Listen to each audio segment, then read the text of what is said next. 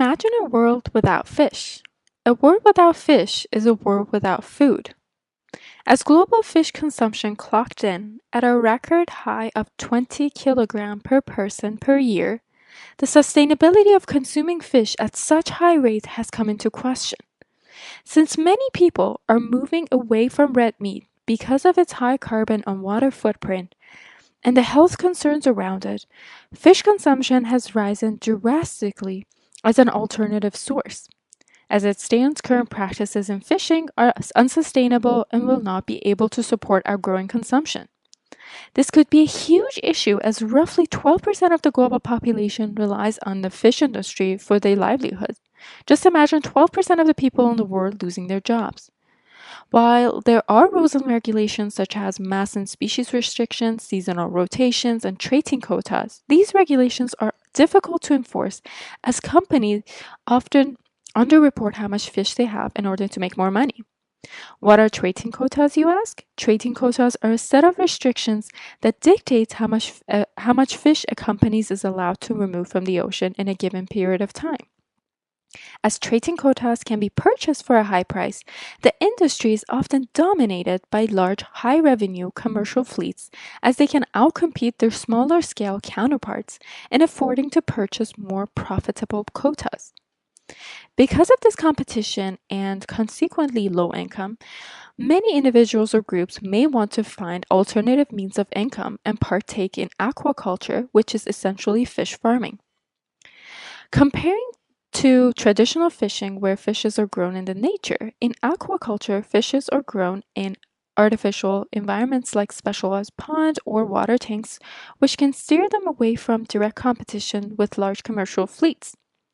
The problem with aquaculture is that it is highly unregulated. This means that there would be significant damage to the ecosystem.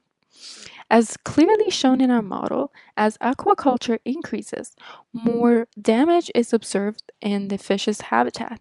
This leads to a decrease in the number of fish, which means less catch and less supply.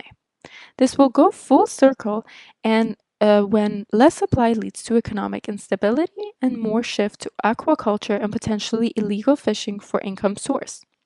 So the problem is, how can we preserve the fish population? Our two main goals are to reduce catch and also maintain ecosystems health. Maintaining a healthy ecosystem by potentially reducing aquaculture is to introduce another means of alternative income known as ecotourism, which is a type of tourism directed toward exotic natural environments. This will alleviate the pressure from the aquaculture by creating another means of income for fishermen and can also bring awareness to the issue of conservation. Going back to our first goal, reducing catch. This can be done by enforcing quotas, more specifically limiting the vessel's total allowable catch, known as TAC.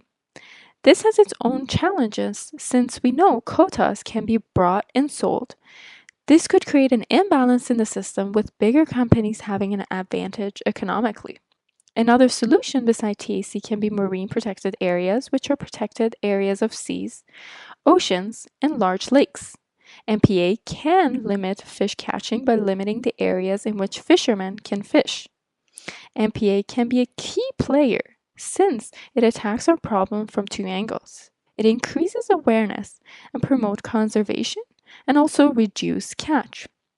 We know that enforcing both MPA and TAC can be challenging, so we think that the best solution is a combination of self-policing and also government policing to ensure sustainability of the fish industry.